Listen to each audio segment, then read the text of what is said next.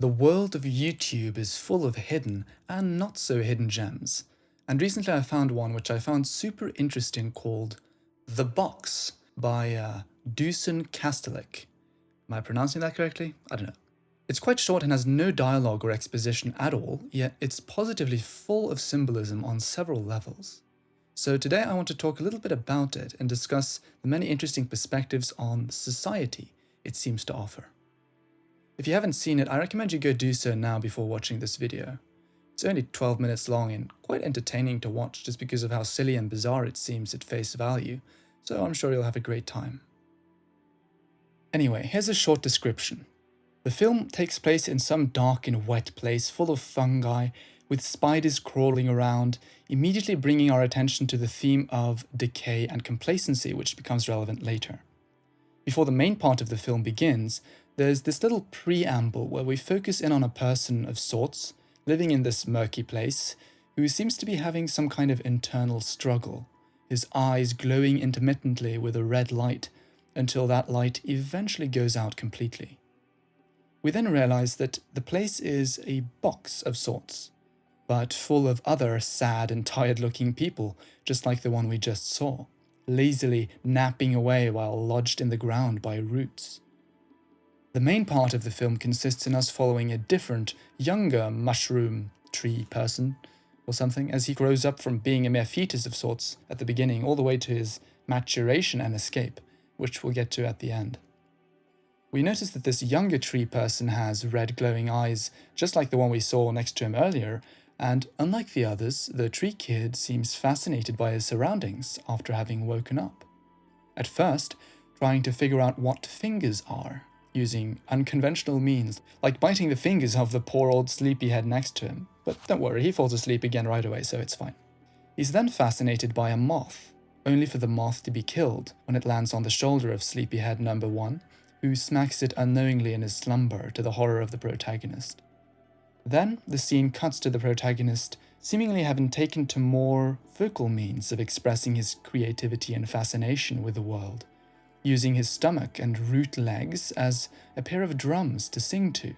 All the other tree people block their ears, unable to listen to this music, since clearly all they want to do is sleep forever. This continues for a while until sleepyhead number 1 gets fed up and screams at the protagonist's face, only for him to start up again once he thinks the guy's fallen asleep. After the last cut, the protagonist has grown up and become like his fellow sleepyheads, save for the fact that, unlike them, he's still full of energy and still has his red eyes. Furthermore, he's finally managed to dislodge his foot from the ground. On seeing this, however, his neighbor starts chanting and is gradually joined by all the other sleepyheads, and this time, it's the protagonist who's flabbergasted. This chant seems to call in some kind of drone which enters through the ceiling, with these eyes on the side of it presumably searching for a target. When the protagonist, in his boundless curiosity, tries to touch the drone, it smacks his head down violently, and what do you know? He now looks exactly like the rest of the sleepyheads, having had his brain literally flattened. They all then start laughing at him, causing the drone to overload or something and leave, but instead of staying in his place, the spark in his eyes actually returns, and he finally manages to fully dislodge his remaining foot from the ground, leaving the box through the hole in the ceiling and escaping as all the other sleepyheads laugh at him, not even having noticed that he's escaping. The film ends as the light bulb in the room shuts off, leaving the remaining sleepyheads in total darkness. Alright, that was the description, so let's get into the analysis, shall we? The first thing we notice about the film at the very beginning, like I said, is this wet, murky atmosphere which seems to evoke a sense of decay, and more importantly, I think, complacency. Most of the sleepyheads spend almost all their time, well, sleeping, the only exception being the protagonist, who's the only one with a sliver of liveliness and curiosity in him, providing a powerful contrast with the drowsiness of everybody else. This contrast is in many ways the clearest attribute of the film. You've got a sea of drowsy, sleeping blockheads, literally, who are the norm in the box, and then you have a single outlier, a youth who perhaps lacks experience but who also has a boundless sense of curiosity and creativity, spending his time exploring the world instead of sleeping without pause. With all this in mind, I think the shortest way to sum up what the film is about, roughly speaking, regardless of how you look at it really, is that it's about the nature of human society, and particularly about the relationship between childhood and adulthood in human society. But the film doesn't just look at childhood and adulthood as time periods, but also as mindsets, and perhaps more importantly, as mindsets. Let me explain. In the film, the sleepyheads who just stand around drowsing off serve as a rather unflattering representation of people who have what I'll call the adult mindset.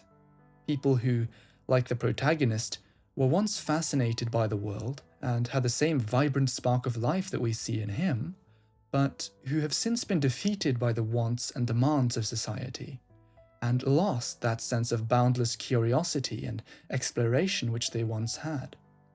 As a result of this loss, since life doesn't seem new and interesting to them as it once did, they fall asleep. In the film, falling asleep and wanting to be asleep like all the sleepyheads becomes a symbol for the process of losing your own sense of individual identity and agency in the world. Instead of wanting to explore the world around you and find out about the things you don't know, instead of truly investing your attention into the things that you do, you'd rather just go to sleep and pass your time without engagement or interest. The real-world analogy of this process would be how many people who live in the matrix, as some would have it, go on autopilot and perform their role in society with minimal effort and without any sense of being in nor enjoying the moment, like the protagonist does. I mean, there's this very pervasive idea today that life is fundamentally meaningless, and a lot of people seem to resonate with that in their own lives. In fact, it's almost cliché to say at this point. You grow up, go to school to study things you may or may not be interested in, probably not interested in, and then you go get yourself a 9-to-5 job performing a formulaic and repetitive set of tasks every day for the next 40 years. Through the education system and later the expectations of the workplace and culture in general, you're brought into a certain paradigm, a certain system which doesn't really reward creativity and individuality, in most people at least. Unless you find something that really engages and motivates you to get up every day, something other than just earning enough to get by, there's a great risk that you'll end up spending most of your life essentially asleep, becoming a kind of mechanical cogwheel whose mental engagement gives way to a kind of drowsy melancholy, much like the sleepyheads in the box. So in broad strokes, I think this is definitely the most straightforward interpretation of the film, and I'd now like to go through a few of the most important symbols we see that cement this idea. All the way from the very beginning, a very prominent symbol is the red glow, which appears in the protagonist's eyes, which I mentioned. This red glow, essentially, I think, represents his soul as an individual. We see it first in the protagonist's neighbor, just as is about to go out completely, showing that he also used to have a soul before presumably having it stamped out. This is obviously a foreshadowing of what happens to the protagonist at the end, and whenever the eyes glow red, it always coincides with the expression of individual identity. The soul is the essence of who you truly are as a person, a light which animates you. After all, animate is derived from the Latin word animus, which means just that, soul. That's why the protagonist's eyes glow red the entire time that he's engaging with the world, studying moths and composing music. His soul, the person he truly is allowed to express itself in the world and thrive. As much as you can thrive in a murky, fungus-infested hole, that is. But anyway, like I said, the world isn't a place that's always friendly to the expression of individuality. Individuality is unpredictable, difficult to control, and hard to fit under a predefined neat category precisely because everyone is different. Every human is different, but human culture is uniform. It's full of ready-made roles, social norms and expectations which will try their best to suck that individuality out of you, to suck your soul out and leave your personal growth in a state of mindless slumber while your body blindly performs daily tasks. Society makes your body go through the motions, so to speak, but on the inside, you're essentially asleep, on autopilot. This, of course, is what happens at the very end of the film. The protagonist becomes so individualized that he's just about ready to transcend the constraints of the box, to escape the system and truly become his own person, independently of society. But then, his individuality gets stamped out, like so many before him, making him uniform and identical with all his fellow inmates. In line with this, I think you can look at the stamp as a symbol for the transition from childhood to adulthood. During the first part of the film, the protagonist is entirely carefree, exploring without limitations. Then, when he fully matures, he encounters the stamp, representing the pressures and concerns of adult life, threatening to amputate his individuality. In real life, this would correspond to that point in your life when you quote-unquote become an adult. It's happened to all of us, some earlier than others. There's something valuable that's often lost in the transition from childhood to adulthood. A spark which gets put out as your responsibilities and familiarity with the world grow. Yet, not everyone actually loses that spark. Some people seem to retain it. This is what happens to the protagonist. He manages to regain his soul against all odds and tear free his remaining leg before abandoning the box and going his own way, while all the other sleepyheads laugh at him, barely even noticing. Notice also that the way their laughing happens.